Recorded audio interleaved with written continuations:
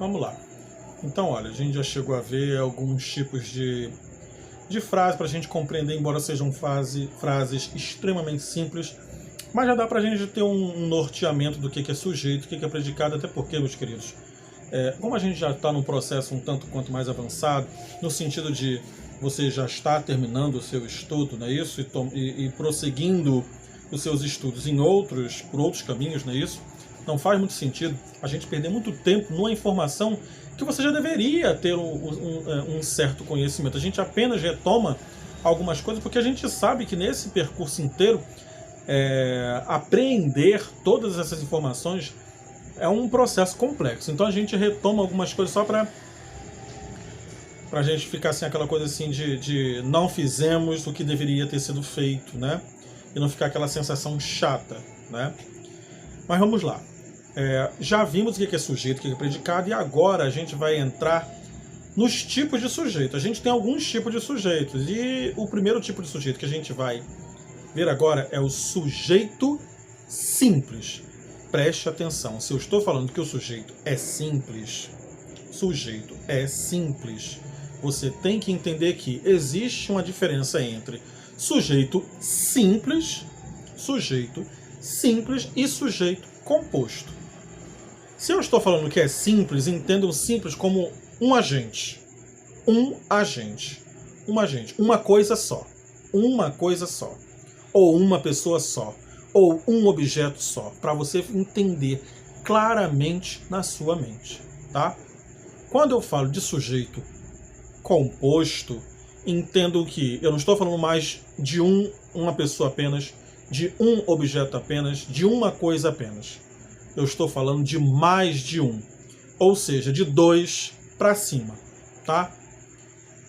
Então a gente vai ver primeiro sujeito simples, que contém apenas na frase, ou na oração, ou no período, vamos colocar como período, expresso apenas um agente. Então, quando eu tenho o professor passou a prova, quem passou a prova? O professor. O professor é o sujeito. O professor vai ser o sujeito. Esse sujeito, ele é simples ou ele é composto? Quantos agentes tem? Eu só vejo um. O professor. Então, esse sujeito, ele é um sujeito simples.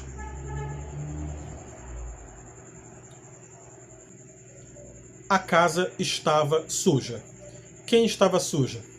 A casa. Quantos agentes eu tenho aqui? Eu tenho 1 ou 2 ou 3 ou 4. Só tenho um, a casa. Então, esse sujeito, ele é simples. Quando eu tenho os professores queriam aumento. Os professores queriam aumento. Os professores queriam aumento. Quem queria aumento? Os professores. Quantos agentes eu tenho aqui? Cuidado. Quantos agentes eu tenho aqui? Você do outro lado pode estar pensando, um monte, não tem como saber, são muitos. São professores, é uma categoria inteira. Negativo. Aqui eu só tenho um agente. Os professores. Mas professor tem mais de um? Sim, eu estou entendendo o seu pensamento. Estou entendendo, ele está equivocado, tá? Mas eu estou entendendo o seu pensamento. Entenda que visualmente, na frase, você vê quantos agentes? Você vê apenas um? Ou você vê mais de um agente? 2, 3, 4, 5? Você só vai ver um. Os professores. Um só, professores. Tá? O os é apenas para concordar com professores. Mas é só professores. Mas professor engloba aí não sei quantos mil professores ou milhões de professores que existem no Brasil. Estou entendendo o seu ponto de vista. Estou entendendo. Tá?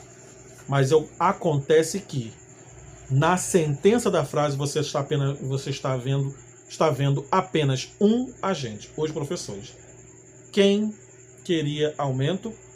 Os professores. Só tem um.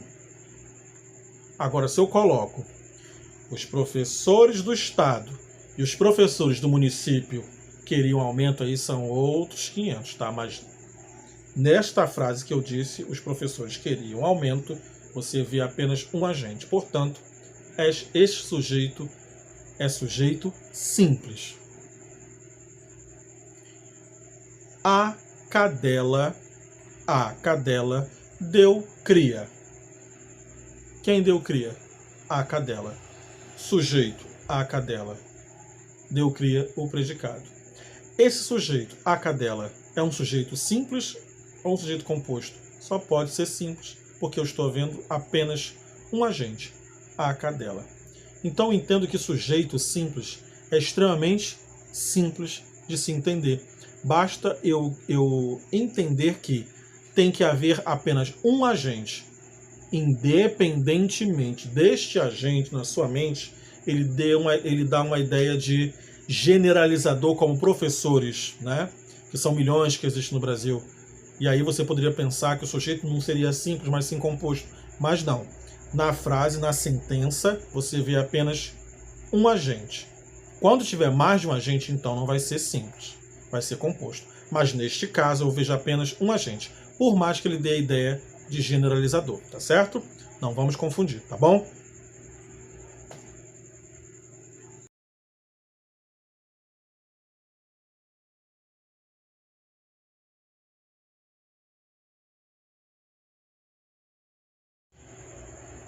A gente vai dar início agora ao estudo do sujeito composto. Diferentemente do sujeito simples, que contém apenas um agente, o sujeito composto vai compor de dois agentes para cima. Nesse exemplo que a gente acabou de ver da tirinha de Armandinho, existe a seguinte frase: meu pai e eu somos muito parecidos. Né?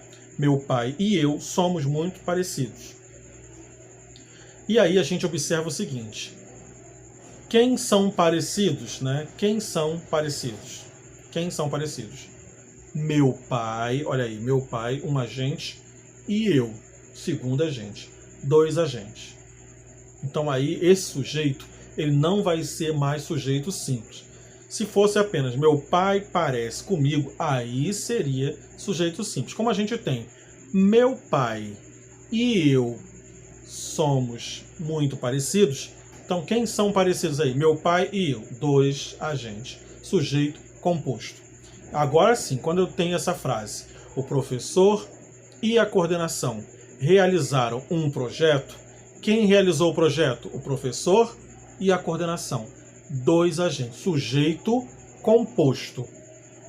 Percebe como é bem simples a diferença entre sujeito simples e sujeito composto? Quando eu tenho, por exemplo, tem aqui, ó,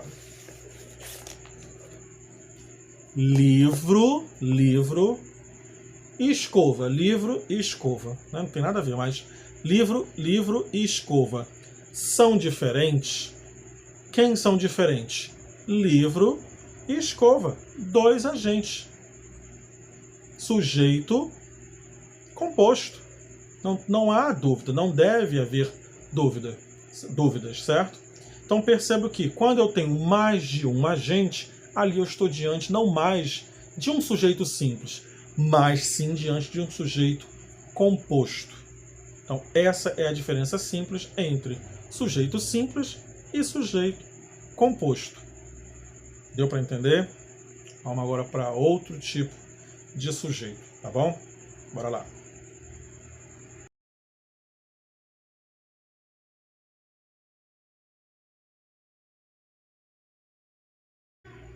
A gente vai agora observar, não é isso?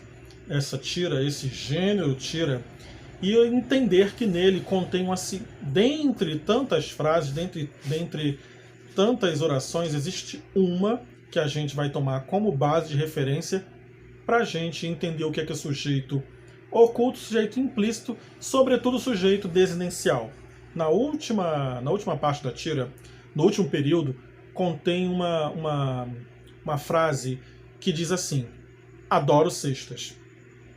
Adoro cestas. A gente entende perfeitamente que se a gente falou que nós iríamos analisar frases simples, orações simples, períodos simples de se fazer análise, né, isso de onde está o sujeito, onde está o predicado, de que tipo de sujeito a gente tem, que a gente possui, obviamente que aí está faltando alguma coisa. partindo do princípio que nós havíamos dito lá na primeira parte, não é isso?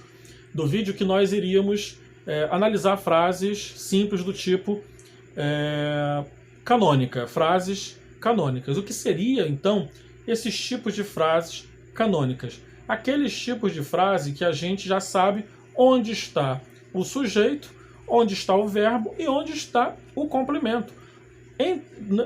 Neste caso, quando a gente tem essa frase como referência, esse período como referência, adoro cestas, a gente entende perfeitamente que eu tenho aí adoro, que é o verbo, cestas, que é o complemento. Então o que está faltando? O sujeito. Quando eu tenho adoro cestas, né? Adoro o verbo do verbo adorar, a gente entende perfeitamente que aí essa desinência adoro, ororororo, esse ó final, não é isso? Ele já expressa pra gente quem é o sujeito da frase. Quem é o sujeito da frase? Quando eu falo eu adoro, concorda sujeito e sujeito eu com o verbo adoro? Sim, concorda. Não concordaria se fosse tu adoro, ele adoro, nós adoro, vós adoro, eles adoram. Não concordaria. Então a gente já entende que a partícula eu, o pronome pessoal do caso reto eu, ele concorda com o verbo adorar. Portanto, quem adora cestas? Eu. Esse sujeito ele está implícito, esse sujeito está oculto. E pela desinência do verbo, eu consigo identificar que esse sujeito é o pronome pessoal do caso reto, eu. Daí que vem o nome sujeito desinencial, por conta que a gente encontra o sujeito a partir da desinência do verbo. Pronto, agora a gente parte para um outro tipo de sujeito. Bora lá? Vamos falar agora sobre sujeito indeterminado. E o que vai ser esse sujeito indeterminado? Sujeito indeterminado é quando eu tenho dois tipos de sujeito indeterminado. Sujeito determinado é quando eu não quero identificar esse sujeito na minha frase. Então eu tenho duas formas de utilizar, de se fazer isso e de se entender. A primeira delas é quando eu tenho a terceira pessoa do plural. Quando eu tenho a terceira pessoa do plural, ali eu já tenho um sujeito indeterminado. Lembra daquela tirinha que tinha, se não me engano, no exemplo anterior, né? Tinha uma tirinha, vai ser o mesmo que eu vou colocar aqui para a gente entender onde está o sujeito indeterminado, né? Então você pode observar aí na tirinha, vai aparecer aqui na frente, né? Você observa aí que tem a terceira pessoa do plural. Aí, quando eu tenho essa terceira pessoa do plural, que a gente não consegue identificar de fato quem foi que realizou a ação, e você entende que ali tem a terceira pessoa do plural expressa, nós estamos diante de um sujeito indeterminado. A outra forma que a gente tem de se compreender esse sujeito indeterminado é quando eu tenho a terceira pessoa, agora não mais do plural, mas a terceira pessoa do singular, junto com a partícula se, o pronome se. E o verbo ele precisa ser um verbo transitivo indireto. Professor, não sei o que é verbo transitivo indireto. Pois então, meu querido, você já tem uma atividade para você realizar, que é o trabalho de pesquisa, tá? Aí meu filho vai pesquisar o que é um verbo transitivo indireto, né? Para o vídeo um pouquinho aqui, pesquisa o que é um verbo transitivo indireto, que você vai entender, olha deixa já, tá? Que você vai entender que é um verbo que precisa de complemento, mas um complemento com preposição. A, de, para, por, com, and, sobre. Lembra disso? Pronto, é isso daí, certo? Então, olha, quando eu tenho verbos precisar, quem precisa, precisa de, confiar, quem confia, confia em, não é isso? Quando eu tenho, por exemplo, o verbo necessitar, quem necessita, necessita de algo, né? E como é que ficaria, então, esses verbos, seguidos dessa preposição se, sendo um sujeito indeterminado? Precisa-se de pessoas para trabalhar. confia-se em alguém, né? Nem se confia em alguém, nem entra. Precisamos de pessoas para o trabalho, necessitamos de auxílio. Entendam que aí a gente já tem uma terceira pessoa do singular, no entanto, seguida da partícula C, que a gente chama de ou partícula de indeterminação do sujeito ou índice de indeterminação do sujeito, tá certo? Então vamos lá, a gente vai falar agora sobre a última parte, o último tipo de sujeito a ser analisado, que é bem simples, rápido, para a gente não perder muito tempo, que é o sujeito inexistente ou também chamado de outro tipo, né, que é o sujeito oração sem sujeito. Pronto. Oração sem sujeito ou sujeito inexistente, a mesma coisa. Via de regra, sujeito inexistente, fenômenos da natureza. Os fenômenos da natureza, todos eles vão estar aí compreendidos dentro desse tipo de sujeito inexistente, né?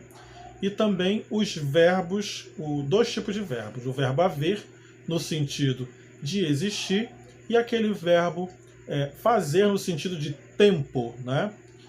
Quando eu tenho, por exemplo, a frase faz 10 anos que eu não vejo meu amigo, esse faz 10 anos aí não tem uma precisão, digamos assim, tem a precisão no sentido de tempo, né? Faz 10 anos, né?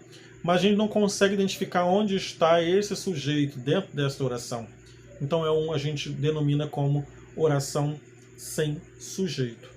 Quando a gente coloca havia muitos alunos espalhados na escola. Esse havia muitos alunos espalhados na escola, a gente percebe que esse verbo haver, ele está aí substituindo ou fazendo a função do verbo existir. Existiam muitos alunos espalhados na escola. Então também está dentro do rol dos verbos, não é isso? Que exerce a função dentro da frase de oração sem sujeito ou sujeito inexistente.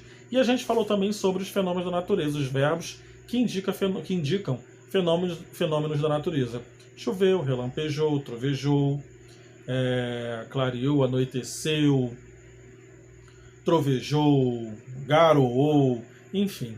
Todos esses verbos, eles compõem um tipo estão dentro de um rol de verbos que compõem os verbos de sujeito inexistente ou oração sem sujeito. Choveu a noite inteira.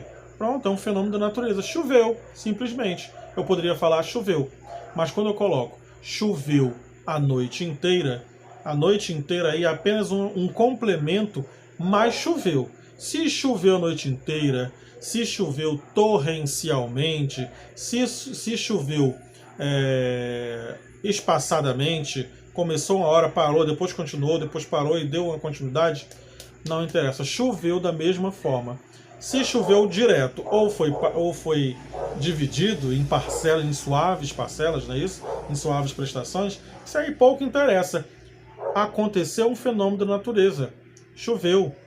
Relampejou muito durante a madrugada. Relampejou. Se relampejou muito, se relampejou pouco, se for de madrugada, se for de tarde, se for de noite, não interessa. Ali está um fenômeno da natureza, portanto, sujeito inexistente ou oração sem sujeito. Nós poderíamos ainda ver um outro tipo de verbo, um outro tipo de sujeito, que seria o sujeito oracional. Mas neste momento não, por conta que o sujeito oracional a gente pode ver num outro momento, quando a gente for dar entrada nos estudos das orações subordinadas, sobretudo as orações subordinadas substantivas reduzidas de infinitivo. Mas isso aí é um capítulo para um outro momento, não agora. Por hora, isso que eu acabei de falar estão dentro do que a gente pode compreender como sujeito inexistente ou oração sem sujeito, tá bom? Pronto, a gente termina aqui e vai dar agora início a um outro assunto. Bora lá?